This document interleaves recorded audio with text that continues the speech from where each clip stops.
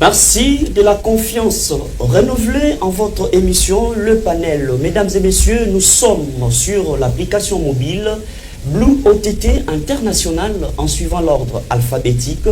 Retrouvez votre chaîne, la FM Télévision, Mission, Vision pour une République démocratique du Congo, forte et prospère. Une phrase derrière laquelle il y a toute une vision cachée pour ces grands Congo. L'autre fois, candidat malheureux à l'élection présidentielle de 2018, M. Yves Mpunga, un informaticien chevronné en la matière, revient sur la scène politique pour répondre à l'invitation du chef de l'État, Félix-Antoine Tshisekedi Tshilombo. Face à l'impasse sécuritaire, il faut un gouvernement de l'Union nationale. Pour Yves Mpunga, il ne faut jamais regarder les bateaux chavirer seuls. Il faut que tout le monde mette la main dans la pâte. Et pour en parler et en discuter, nous recevons sur ce plateau une équipe officielle de la communication de M. Yves Mpunga. Ils vont répondre à nos différentes questions pour comprendre cet informaticien qui pense pour sortir de la torpeur, il faut numériser les grands Congo. Voilà, alors pour en parler, nous avons M. Toms Makongo, qui est vraiment communicateur de M. Yves Mpunga. Merci d'avoir répondu présent à notre invitation. Merci beaucoup, Jean-Mima. Merci à tous ceux qui nous suivent. Nous faisons un clin d'œil à M. Yves Mpunga, c'est congolais, vous l'avez dit. Il n'est pas qu'informaticien, c'est un homme à plusieurs casquettes. Il est informaticien, il est économiste, il est gestionnaire. On va entrer, on aura le temps de développer l'essentiel. C'est honneur que vous nous faites de répondre à cette invitation. Merci beaucoup. Nous avons encore M. Sarive Mukendi, aussi communicateur. Merci beaucoup. Je salue tous ceux qui nous suivent. Je salue également je ne sais pas comment dire coordinateur, mais les gens avec qui nous partageons le plateau. Merci pour votre invitation. Nous croyons que nous allons aider les pays, aider la nation à aller de l'avant avec cette communication si importante, ayant accès sur la personne de Yves Mpunga, mais beaucoup plus sur la vision qu'il porte, parce que nous ne voulons pas simplement parler le politique, mais parler la politique des politiques. Très bien, merci beaucoup. Et là, nous avons aussi monsieur Patrice Tshisekedi, pour la première fois sur le plateau du panel. Hein. Oui, certainement, c'est pour la première fois. Merci pour l'invitation et surtout pour notre boss qui a voulu que nous soyons ici sur votre plateau, le panel, afin qu'on puisse présenter à la population congolaise une vision que M. Yves Mpunga nous a porté afin que les Congo quittent le sous-développement et qu'ils puissent emboîter le pas du développement réel qu'on a entamé depuis 1960 jusqu'à présent. Très bien, enfin, M. Ngrandi Bokabo, merci aussi d'avoir répondu présent à notre invitation. Et c'est à moi de vous remercier, de m'avoir invité, de remercier toute votre équipe technique et aussi administrative, et puis de saluer les téléspectateurs qui nous regardent en ce moment, sans oublier de saluer mes co-débatteurs. Voilà, ils ne sont pas que co-débatteurs, mais là, vous représentez toute une équipe de la cellule des communications, donc plus aussi je suis votre co-débatteur, mais on va aider les téléspectateurs à comprendre quelle est la quintessence, l'essentiel, pourquoi Yves Mpunga revient sur la scène après avoir disparu depuis 2018. Là, directement, la question est posée. Monsieur Sarive Mukendi, je commence avec vous. Yves Mpunga est parti depuis 2018. Il revient en 2025. Pour quel motif, effectivement? Bon, déjà, il faut dire que être trop vite, c'est-à-dire que M. Yves Mpunga avait disparu, ce n'est pas comprendre les enjeux en même temps politiques et économiques, parce que un homme comme Yves Mpunga, il est en politique, mais il est un homme d'affaires. Il est aussi un consultant. Ce que je dois dire ici, M. Yves Mpunga, c'est un expert en économie numérique, c'est un expert en gestion, il est un économiste engagé, c'est un, c'est un programmeur, c'est un informaticien professionnel. il est tellement beaucoup et que dans toutes ces casquettes, il voyage un peu trop parce qu'il est sollicité dans différents pays afin de faire preuve de ce qu'il a comme expertise, aider les différents pays à évoluer, à être développés. Et donc le président Yves Ponga n'avait pas disparu, mais par contre, il était à cheval de différents pays pour aider aussi ces pays-là à se développer. Il était à cheval de différents pays pour les aider à voir clair, à numériser leur administration, à numériser je dirais leurs institutions, parce que le développement aujourd'hui avec l'évolution du monde est aussi axé vers la numérisation de l'appareil de l'État. Et donc, pour être bref plutôt, le président Yves n'avait pas disparu, il était là. Je vous donne par exemple un fait. En 2021-2022, le président Yves, les élections avaient eu lieu en 2018. Mais nous sommes en 2021-2022. Le président Yves Ponga est revenu au pays avec le projet d'appui à la gratuité d'enseignement, ce qui était un projet salutaire, salué par le chef de l'État. Et le chef de l'État avait même demandé la mise en place d'une commission pour statuer par rapport à ça. Malheureusement, c'est au niveau de la commission que tout avait changé parce que les gens avaient besoin des rétrocommissions, les gens avaient besoin d'argent et tout, ce qui a fait que les projets n'avaient pas abouti, les projets n'avaient pas réussi. Nous étions face à des gens qui disaient, monsieur Yves Ponga, vous voulez aider les pays, vous voulez apporter votre aide, votre pierre dans cet édifice, mais nous allons gagner quoi? Notre ventre, donnez-nous aussi notre part. Et le président Yves a dit, je suis venu pour les Congos, pour les Congolais. Comme vous avez la logique de vol, de détournement, je me réserve. Cependant que derrière lui, il avait beaucoup de partenaires. Il avait beaucoup de gens qui avaient mis leurs moyens et qui l'avaient accompagné. Et je vous signale déjà que ces gens sont encore avec lui jusqu'aujourd'hui, prêts à aider les Congos, prêts à avancer le Congo, prêts à développer le Congo. Le président Yves Ponga, il était avec nous, il est avec nous, et il va continuer à être avec nous aussi longtemps que Dieu le donne la vie. Très bien. Alors, monsieur Patrice, Yves Ponga, ça c'est pas la... Non, monsieur Tom, c'est plutôt merci. C'est pas la première fois que le chef de l'État a tendu la main à tous ces Congolais qui avaient besoin de participer à la chose publique. Et pourquoi, depuis tous ces temps, Yves ne s'est jamais présenté? C'est seulement en 2025 qu'il y a un gâteau réservé quelque part ou comment? Alors, d'ores et déjà, cher Niema, il faut savoir que monsieur Yves Ponga n'a pas besoin d'un gâteau pour se servir. C'est déjà quelqu'un qui a déjà gagné sa vie. Monsieur Mukendi vient de le dire. Il est un peu partout à travers le monde pour offrir ses services. Et monsieur Ponga n'a pas besoin d'un véhicule, n'a pas besoin d'une maison, parce qu'il en a déjà autrement en dehors de la politique. Vous dites qu'il a disparu, mais vous vous souviendrez, en 2018, M. Ponga n'était pas pour la façon dont les régimes passés, dirigés par les présidents honoraires Joseph Kabila, géraient les choses, raison pour laquelle il s'était levé pour venir apporter ses dons. Il pouvait au PP congolais. Malheureusement, ce PP congolais ne lui avait pas fait confiance, mais il a fait confiance à quelqu'un d'autre, parce que M. Kabila s'était déjà retiré de la cause. Alors, pourquoi disparaître? Mais M. Ponga n'avait aucune idée sur ce qu'il devait faire. Il devait laisser Tshisekedi travailler, voir comment il devait mener les choses en RDC. C'est ça, je vous coupe la parole s'il vous plaît. Je vais arriver là où vous dites. Vous allez continuer. Ma question est de savoir, c'est pas la première fois que le chef de l'État tend la main. Je vais y arriver.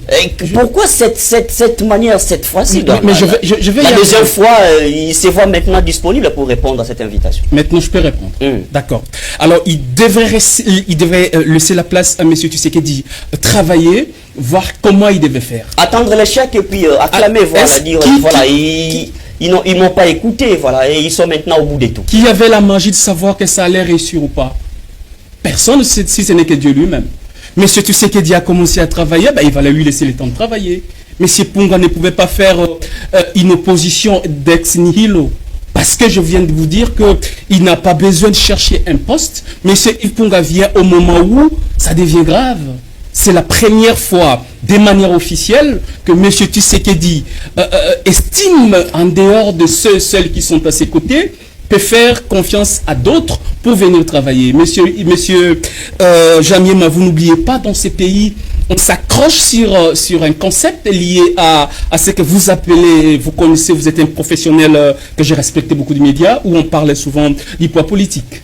Monsieur Yves Punga ne regarde pas la chose de cette façon-là. Bref, vous l'avez dit dans votre introduction, maintenant les bateaux chavirent.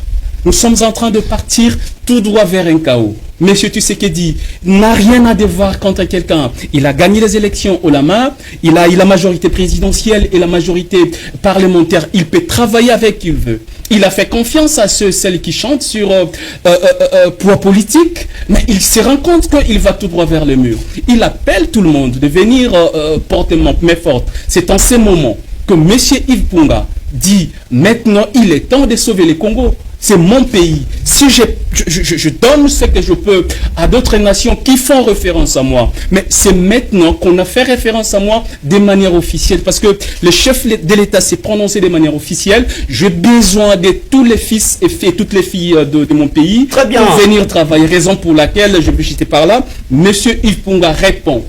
Pas pour chercher un poste, mais pour apporter ce dont il a besoin, que nous avons pour les Congos, et nous allons le démontrer tout à l'heure lors de l'émission. Alors, monsieur Patrice Tshisekedi, par quel bâton magique les présidents, monsieur Yves Punga peut gagner la confiance du chef de l'État? Par quel bâton magique le président Yves Punga peut gagner la confiance du chef de l'État? Je voulais faire un rappel derrière par rapport à ce que M. Thomas a dit, peut-être plus compléter. Ouais, c'est bien, c'est une émission complémentaire. Oui, je voulais juste mettre quelque chose pour vous informer aussi et informer le peuple congolais. En 2018, après les élections, il y a un contexte où il y a des choses qui ont commencé à se dessiner. Il y a ce mariage qui va naître entre FCC et les CACH. Alors ici, c'est deux partis, c'est des regroupements, chacun réclamait ses droits. Alors M. Yves Punga, comme tel que M. Thoms a dit, que c'est Congo depuis 1960, il y a un système qui s'est installé de chercher le poids politique pour diriger même au sein des entreprises publiques. Ça veut dire que tout est politisé.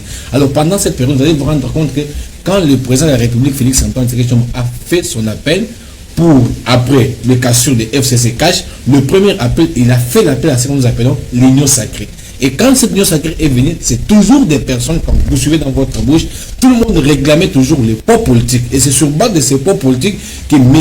Félix Antoine Tshisekedi allait constituer le gouvernement par rapport à ce que la Constitution de la République est en train de dire. Maintenant, aujourd'hui, pourquoi M. Yves Punga, il est là, il a accepté la main tendue de la République, du président de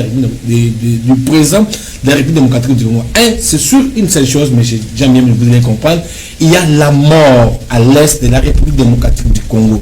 Il y a plusieurs femmes qui sont violées à l'est de la République démocratique du Congo. Bukavu est tombé, Gom est tombé. Alors, Yves Punga, là où il est assis, il ne peut pas supporter. Quand on aime le Congo, on ne peut jamais rester calme devant la mort des êtres humains à l'Est. C'est pourquoi, quand le président de la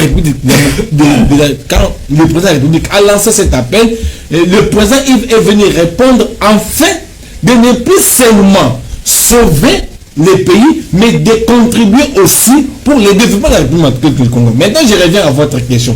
Quel est le bâton magique que le président Yves Punga peut faire pour que le président Tshisekedi puisse l'accepter? La première des choses, M. Jamiema, vous avec moi sur ce plateau, depuis 1960 jusqu'à aujourd'hui, la République démocratique du Congo est dans le sous-développement. Le bâton magique que Yves Punga apporte au président Félix Antoine Tshisekedi, c'est un développement de la République démocratique du Congo hors le minerai. Ça veut dire parce que tout le monde regarde que pour que le Congo puisse se développer, il faut avoir les cobaltes, il faut avoir les diamants, il faut avoir le cuivre, il faut avoir l'uranium et tout comme ça. Or, le Congo, avec ses 26 provinces, peut se développer, mais jamais sans toutefois compter sur les minéraux de la République démocratique du Congo. C'est pourquoi Yves Punga, quand il est venu, c'est pour proposer au président de la République démocratique. D'ailleurs, vous avez suivi dans son point de presse à la sortie des consultations avec le professeur Emeron. On va parler. Permettez-moi de citer, M. Jamema, le président Yves a proposé la numérisation de l'administration de la République démocratique du Congo. Or, pendant que les autres quittaient, je vais citer par là, les autres, quand ils ont quitté la consultation, ils réclamaient toujours, c'est le temps où nous pouvons nous retrouver. Très bien. Pour Yves Punga, c'est pour que le Congo se développe. Alors, M. Ngandi, on peut s'en passer, hein, c'est une réalité de la nature politique. Quand vous n'avez pas un poids politique, écoutez, il faut utiliser notre méthode, soit c'est le surnaturel. Vous êtes un chevronné à l'analyse politique. On ne voit pas Yves Punga faire la même danse que tous les la diaspora. À tout moment, il faut quitter pour une période et revenir quand il est un temps, tout ça. J'aimerais savoir, est-ce que Yves Punga a une particularité qui peut faire en sorte qu'il échappe à cette notion de poids politique? Oui, vous avez posé une très bonne question. Il y a aussi une réponse, une partie de la réponse dans votre questionnement. C'est la particularité, c'est ce qu'on recherche. La vision, certes, on parle des visions ici. Il n'est pas venu pour changer les visions du président de la République. Le président de la République a eu sa vision pour la République. Cette vision existe. Mais maintenant, de cette vision qu'il a eue, il veut créer un gouvernement d'union nationale. Donc, d'union nationale, pourquoi? Pour pouvoir récupérer toutes les intelligences politiques, économiques et autres qui puissent venir le soutenir le pays. Oui, le gouvernement d'union nationale, cette fois-ci, fera appel, tel que préconisé par la majorité de nos concitoyens, voire même de certains groupes politiques ou d'autres analystes, à savoir sortir de l'ornière. Quelle est cette ornière qui a handicapé le développement de ce pays depuis 60 à ces jours? C'est le fait d'avoir des partis politiques qui n'avaient pas réellement un objectif cohérent, un objectif clair pour pouvoir faire développer ce pays. Ils sont restés partisans en mettant en avant leur poids politique pour avoir plus de postes ministériels que plutôt d'avoir une vision de pouvoir aider le pays à se développer, à développer le côté social, le côté économique du pays. Donc, M. Yves Punga vient avec quoi? Vient avec cette technicité qui a manqué dans la plupart des gouvernements qui sont passés depuis 60 jusqu'à ces jours. Aucune base politique, Ouais. aucune connaissance en province, et du coup, parce qu'il a une vision qui sort extraordinaire, et il va gagner facilement. Quelle base politique? Ce que vous appelez base politique, c'est ce que la plupart des partis politiques qui se disent qu'ils ont un poids, ou leaders qui se disent qu'ils ont un poids politique. Qu'est-ce qu'ils font? Ben, c'est pas de la chimie. Ils procèdent par le fait de la corruption, ce qui n'est pas bon pour le développement de ce pays.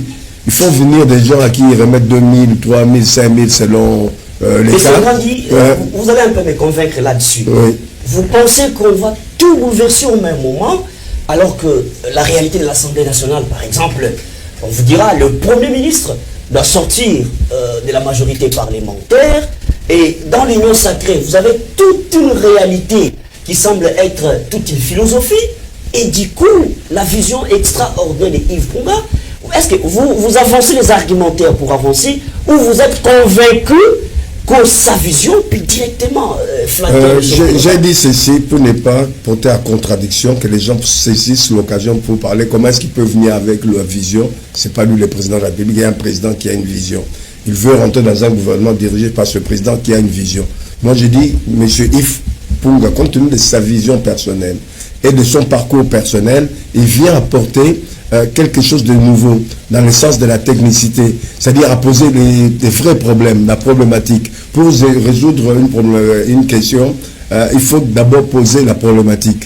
C'est que les autres n'ont pas pu faire jusqu'à ces jours depuis 60. Lui vient avec une problématique de développement. Très bien. Et à partir de cette problématique, il nous présente des articulations sur les différents plans pour pouvoir faire émettre l'État.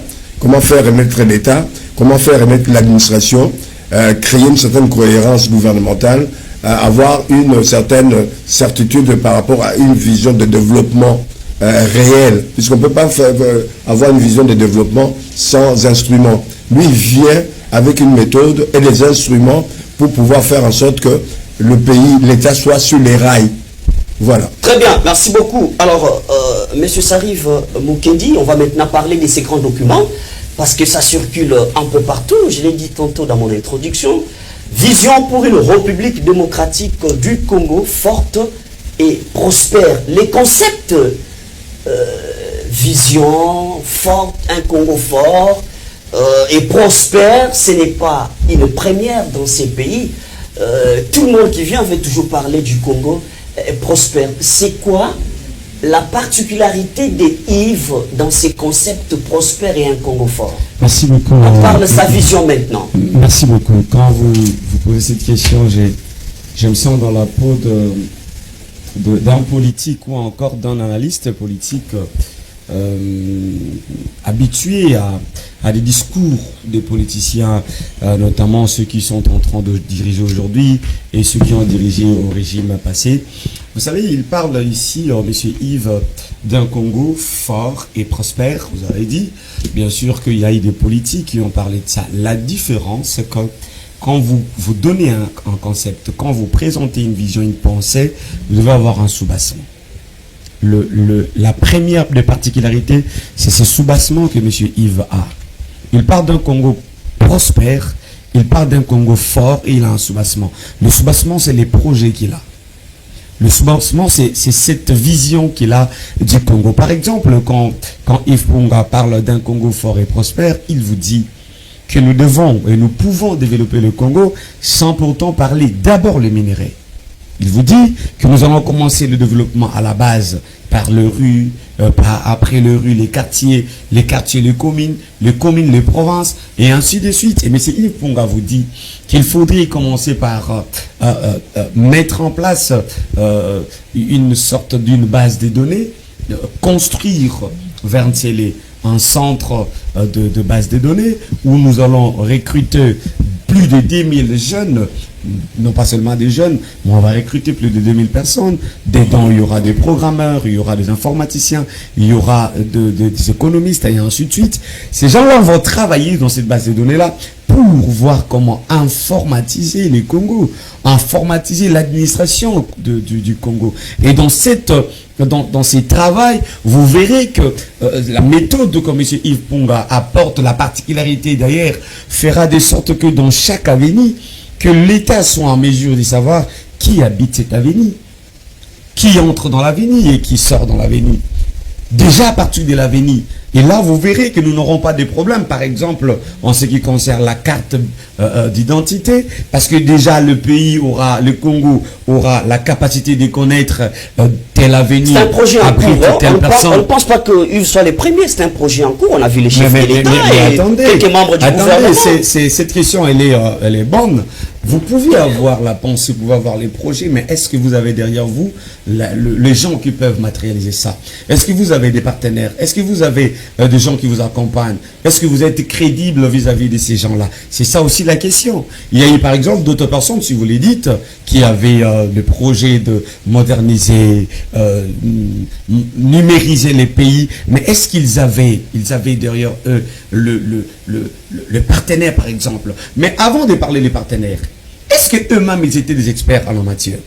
Vous savez, le mal aussi dans notre pays, c'est que les gens acceptent les fonctions même quand ils n'en ont pas la capacité, quand ils n'en ont pas la compétence. Mais c'est Yves Ponga, nous l'avions dit ici, c'est un expert en économie numérique, c'est un expert en informatique. Quand il vous dit que nous allons numériser les pays, commençant par le rue, il sait ce qu'il dit. Quand il vous dit que le Congo sera capable de savoir qui habitait l'avenue, le Congo sera en mesure de savoir qui est congolais, qui ne l'est pas, le Congo sera en mesure d'avoir sa carte d'identité biométrique, parce qu'il le sait. Et d'ailleurs, vous avez l'expérience avec l'Angola, par exemple. Nous parlons d'un homme qui, aujourd'hui, quand vous allez en Angola, vous parlez de Yves Ponga, on vous dit que son expertise est restée là-bas. Parce qu'il a travaillé avec la présence de l'Angola. Un Congolais qui est parti aider une autre nation alors que son pays est en train de brûler là-bas. Mais quand je vous tends la main et que vous ne voulez pas de moi et que de l'autre côté on reconnaît mes compétences, je parle là-bas. Ça dépend de la méthode que vous utilisez. Voilà pourquoi c'est qui explique que lorsque le chef de l'État a tendu la main, il est venu. Ça veut dire que lorsque l'Angola tend la main, il part. Lorsque les États-Unis tendent la main, il part. Lorsque le Portugal, par exemple, tend la main, il part. Mais lorsque vous ne tendez pas la main, vous avez dit tout à l'heure qu'en 2011, pardon, en 2021-22, il est revenu sans pourtant attendre la main tendue de quelqu'un, avec le projet d'appui à la gratuité de l'enseignement qui a été qui a été combattu par la commission, voulu d'ailleurs par le chef de l'État. Et donc je suis en disant que c'est pas qu'il a accepté de travailler avec l'Angola, avec d'autres pays, et qu'il n'avait pas voulu ici, mais il attendait les bons moments. Et les bons moments, remarquez pour lui, les bons moments, c'est pendant que les pays chavirent. Ça, c'est particulier. Merci beaucoup, M. Toms Makongo. Un pays de 2 345 408 km², est-ce qu'il faut parler d'une économie numérique dans une nation où déjà on n'est pas à 85% sur l'utilisation des téléphones mobiles? Vous voulez parler d'une économie numérique. Est-ce que le projet est-il opportun? Alors, le projet est-il opportun? Je dirais tout à l'heure, sans réfléchir, cher Jamima, je dirais oui. Parce qu'il est possible, rien n'est impossible. Nous sommes dans une époque d'une nouvelle... De la nouvelle technologie de l'information et de la communication. Donc, je vous dis, jusqu'au fin fond, on utilise les téléphones mobiles. Et Béran était ministre, les conseillers du chef de l'État, le ministre du numérique, on n'a rien vu sur terrain. Je vais parler... On attend du ciel pour parler de l'économie numérique. Je vais parler de Yves Ponga et non d'autres noms. Merci de m'épargner sur cette polémique qui ne va rien apporter aux Congolais qui n'en ont même pas besoin. Monsieur Yves Ponga, si vous voulez parler de lui, il a mis près d'une vingtaine d'années pour apprendre le numérique. Donc, pour diriger un secteur aussi important que celui-là, vous ne tombez pas comme une coupure de cheveux dans la soupe. Vous devez être bien préparé. Monsieur Yves Ponga a des outils nécessaires. Vous parlez de l'arrière-pays, mais il est nécessaire de relier l'arrière-pays à la capitale. Vous n'allez pas parler du développement de la RDC qu'à Kinshasa. Kinshasa n'est pas RDC, à Likasi c'est RDC, à Inongo c'est RDC, à Boudjala c'est RDC, à Popokabaka c'est RDC, à Lukala et partout ailleurs. Monsieur Yves Ponga a une vision claire. Lorsqu'il vous parle dans des 17 axes, ces documents, c'est plus qu'un... D'ailleurs, les Congolais doivent dire un grand merci à ces dignes fils du pays. Sans qualité officielle, il met quelque chose d'aussi précieux que ces bouquets qui donnent 17 axes. Aucun secteur de la vie nationale n'a été oublié dans ces documents. Monsieur Yves donne les moyens et des solutions. Il ne fait pas que proposer. Il ne fait pas que dire. Monsieur Yves Ponga dit ce qu'il faut faire. Il dit également comment faut-il le faire. Vous parlez des gens qui sont au fin fond. Mais ces gens ont aussi besoin du développement. Il faut leur apporter de l'électricité. Il faut leur apporter la numérisation dont il parle. Faites un point de chute. Oui. Alors, pourquoi ne pas atteindre ces gens-là? Ces gens, vous savez, la RDC est bénie par ses cours d'eau. Il suffit que l'électricité atteigne les entités les plus reculées. Une petite formation, monsieur Sarif vous a dit tout à l'heure. Merci. Dès lors que monsieur Yves Ponga entre, ils mettront en place 2000 jeunes, plus de 2000 jeunes, de nulle part. Aujourd'hui, les jeunes sont désœuvreux. Les jeunes sont éparpillés ça et là. Est-ce que je peux achever mon idée, s'il te plaît? Faites un point de chute. On fait les calculs de temps. Je suis en train de le faire. Alors, ces 2000 jeunes auront quelle mission? C'est essayer de réfléchir, ils seront de plusieurs obédiences, les économistes seront là, les juristes, les informaticiens et les techniciens. Ils vont réfléchir sur les axes les plus nécessaires. Et ces gens seront formés dans un centre Merci. Désolé que vous merci. Merci, nous sommes sur le calcul du temps. Monsieur Patrice Tshisekedi, Yves commence à parler du développement alors qu'il y a des graves maladies qui continuent à déranger les Congos ou les Congolais, la classe politique, notamment la corruption, l'évasion fiscale, on parle du détournement. Qu'est-ce que Yves Ponga, parce qu'on ne peut pas parler de développement sans résoudre les problèmes en fait, on ne peut pas parler de développement sans résoudre les problèmes des détournements des fonds fiscaux dans ces pays. Qu'est-ce que Yves Ponga pense mettre en place comme machine qui pourrait plutôt lutter contre l'évasion fiscale? Merci beaucoup, M. Jamléman. Je dirais que la maladie existe, mais il y a le médecin qui est là. Le médecin, c'est qui? C'est Yves Ponga. Le médecin, c'est qui? C'est la personne de Yves Ponga qui a la maîtrise avec lui l'économie numérique. Le développement. Vous allez vous rendre compte que Yves Ponga reste chez lui à la maison, il voit la République démocratique du Congo avec ses 26 provinces, avec ses 2 345 km², il réfléchit pour le développement de cette République. Alors, comment il peut combattre les détournements? Mais combattre les détournements, c'est trop simple. Quand on commence d'abord à numériser l'administration, vous allez vous rendre compte qu'avec Yves Punga, quand on doit numériser l'administration, appliquer l'économie numérique, cela va nous permettre de contrôler même une maman vendeuse de légumes à Gambela, de contrôler même une maman vendeuse de légumes à Manono, de contrôler même une maman vendeuse de légumes à Kanyamaka, c'est de l'autre côté. Cela va permettre qu'aujourd'hui, avec la présence de l'économie numérique, cela va permettre de numériser l'administration de la République démocratique du Congo. Et cela va nous aider maintenant de connaître quelles sont les recettes. On va connaître même combien de nombre de postes de péage nous avons en République démocratique du Congo. On prend Kasumbalesa, on prend Lubumbashi, on prend Kolosi, on prend Kamina. C'est-à-dire, tout ça, ça va permettre. D'ailleurs, M. Sarib a dit ici dans son discours que M. Yves Punga doit d'abord former 2000 jeunes. Mais ces jeunes, nous avons une richesse.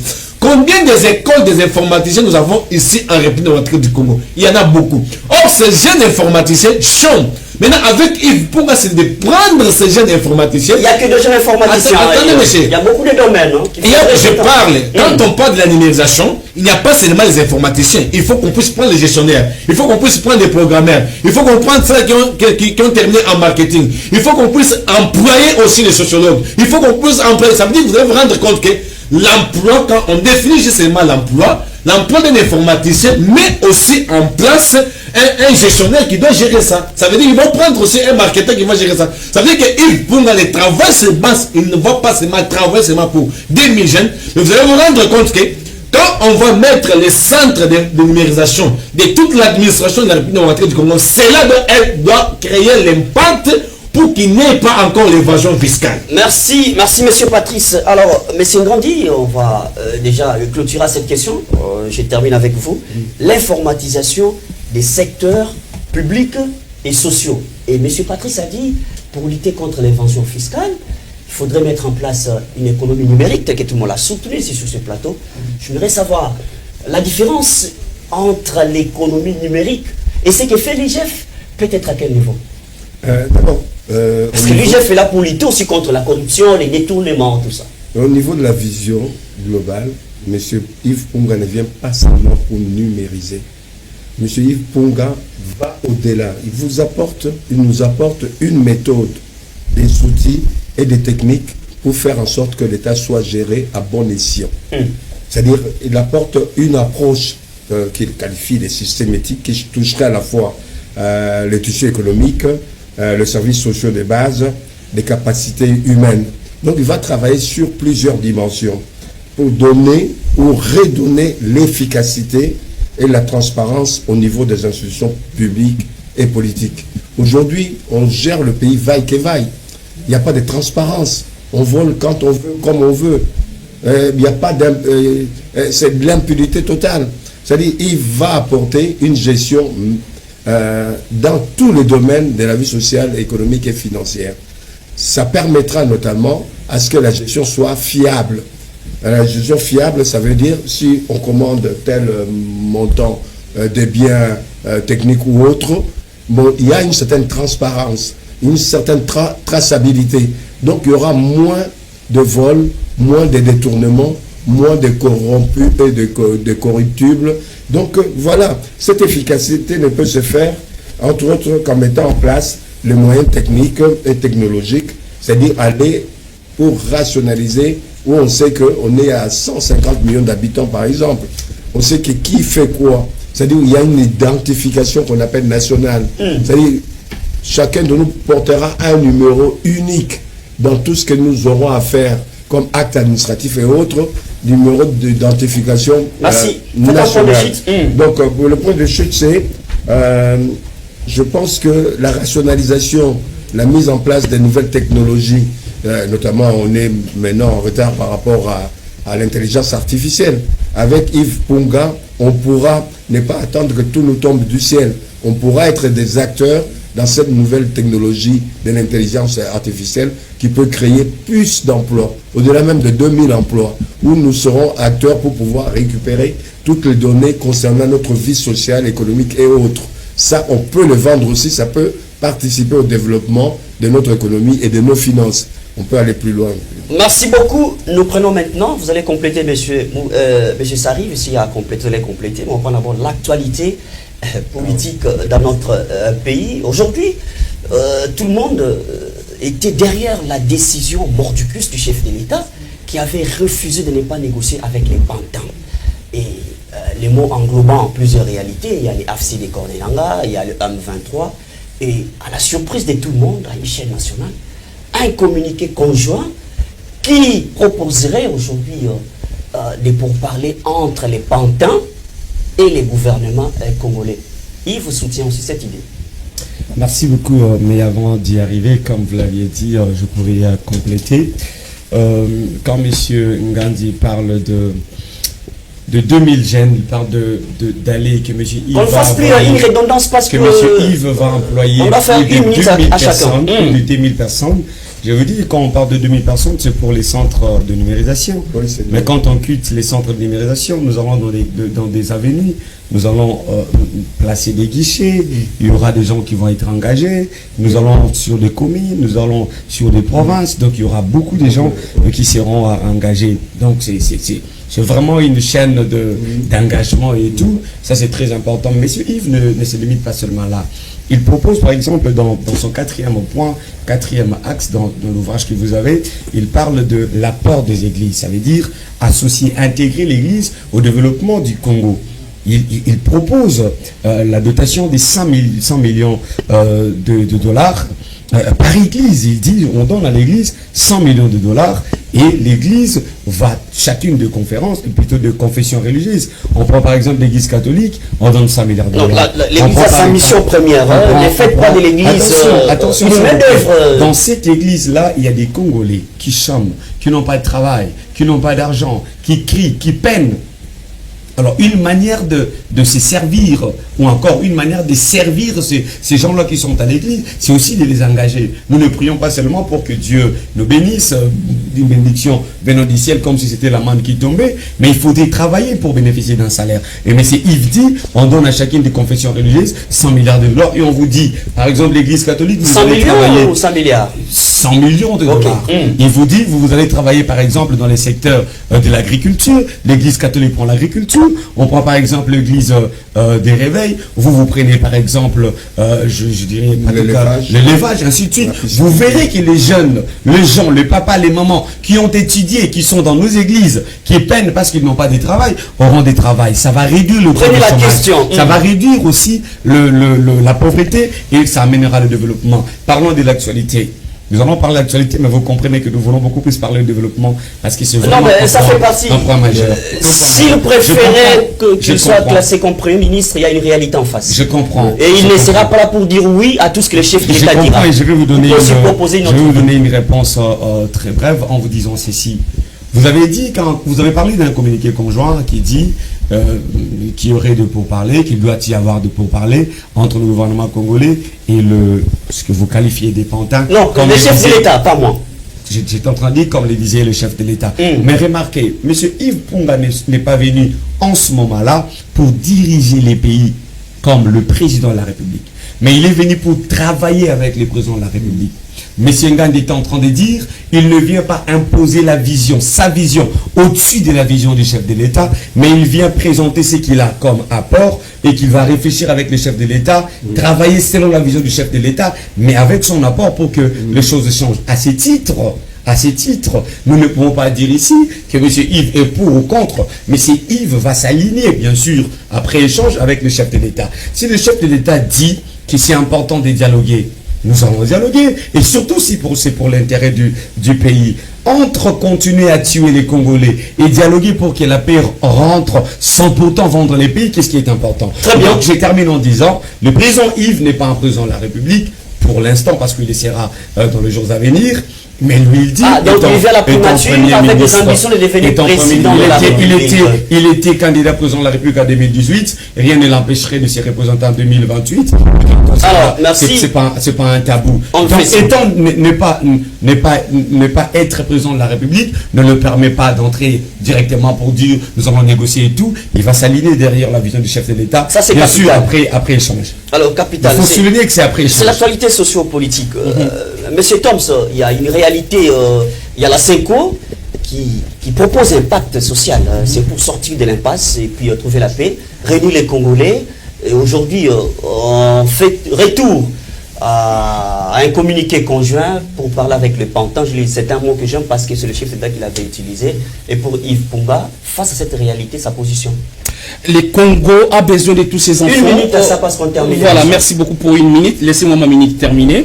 Les Congo a besoin de tous ces enfants. On se met ensemble pour parler. Donc, je ne vois aucun mal si on doit parler Congo. Si les imbéciles ne changent pas, si le chef de l'État estime que c'est important de les écouter, pour la paix en RDC, je pense que c'est mieux, d'accord. Et donc, je vais prendre les quelques points essentiels par rapport à ce dont on parle. Vous venez de parler de M. Yves Punga. D'ailleurs, s'il y a des pourparlers, parce qu'il y a la guerre. Alors, nous avons deux types de guerres selon l'ouvrage et ce que préconise M. Punga. Il y a une guerre économique et une guerre militaire. C'est cette guerre économique qui est plus dangereuse. Si les gens nous font la guerre aujourd'hui, c'est parce que nous sommes pauvres. Une fois les Congos se développent. Mais comment développer les Congos? Parce qu'on ne sait pas qui est qui. Ça doit passer par la numérisation de tous les secteurs. Monsieur Jamiema, vous ne connaissez pas votre voisin qui est derrière vous. D'où il vient, de quelle nationalité est-il? Donc, raison pour laquelle monsieur Yves Punga veut à la fois pacifier la RDC et promouvoir son développement. Parce que si nous sommes développés, nous serons forts. Il va plus loin. Il dit, pour sécuriser le territoire national, M. Yves Punga, dans cet ouvrage, préconise même une armée régionale. Faire une armée entre nos 9 voisins. Avec les ennemis qui nous ont trahis. Si nous sommes dans une armée, celui qui cherche la guerre contre l'autre, les 9 voisins vont aller à la guerre contre celui-là. On nous fait signe à l'émission. Pour développer la RDC, M. Punga pense également à la nouvelle ville de Kinshasa, construire plus de 100 000 logements pour permettre... À Kinshasa seulement. Bien sûr, Kinshasa est trop vaste. Alors, vous m'avez donné une minute, je suis à 45 secondes, monsieur. Non, vous ne calculez pas. Je vous avais assez d'arguments, mais le temps nous fait défaut. Alors, donc, laissez-moi dire aux Congolais qui nous suivent, voici quelqu'un qui vient, pas seulement pour parler de ce qu'il est, mais pour apporter quelque chose de nouveau. Donc, monsieur Tshisekedi a besoin du social des Congolais. Ce social passe par plusieurs axes de la vie nationale. En fait. Une conclusion parce qu'on termine l'émission. On a assez d'argumentaires, mais le temps nous fait tellement surface, on doit terminer déjà. Alors, pour vous, en même temps, on accuse le chef de l'État de vendre les pays aux Nations Unies. Les États-Unis veulent s'accaparer de notre nation.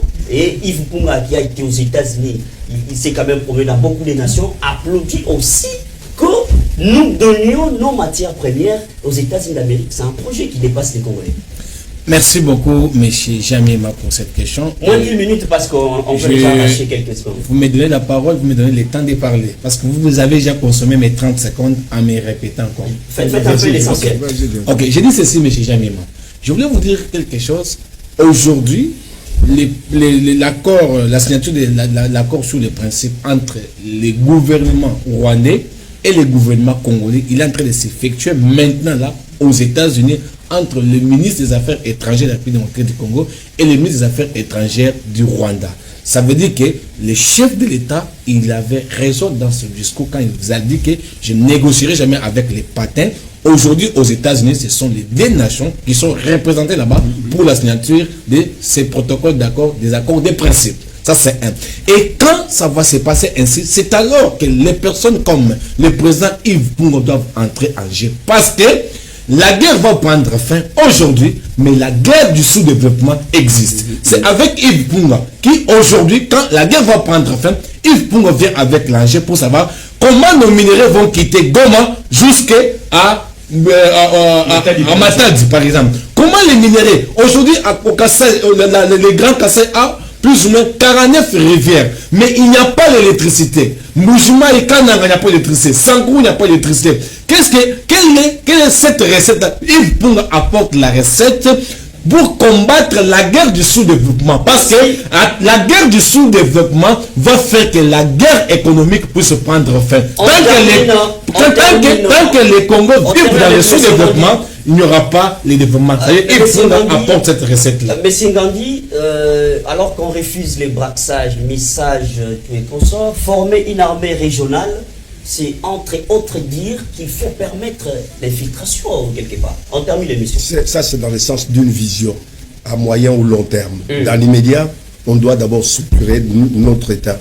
Yves Punga vient pour participer, pas faire, participer à l'élaboration des techniques ou d'un schéma qui restructure l'État, qui mette notre État sur les rails, qu'on ait une administration efficiente, efficace. Il vient pour ça. La vision, c'est plus tard, peut-être dans 5-10 ans, on peut ébaucher une façon de travailler avec les pays limitrophes, comme un peu l'Union européenne s'est construite après la guerre. Aujourd'hui, on trouve la France et les États et l'Allemagne ensemble pour pouvoir avoir une vision économique ensemble et demain ou après-demain avoir une armée, une défense unique. Voilà. Mais j'ai fini. Je ne prendrai pas plus de 30 secondes. Vous avez parlé des prêtres et des pasteurs. On a fini l'émission. Merci à nous tous et merci à vous tous d'avoir répondu présent à notre invitation. Je rappelle à ceux qui nous ont pris avec un grand retard que vous êtes la grande équipe de communication de M. Yves Mpunga qui prône l'économie numérique pour lutter contre l'inflation fiscale et les détournements en République démocratique du Congo, mesdames et messieurs. Merci d'avoir été les nôtres. Moi, je vais vous retrouver très très prochainement. Merci à l'équipe technique de la FM Télévision. Continuez à construire votre émission sur l'application mobile Blue International. On se retrouve très prochainement avec le même plaisir.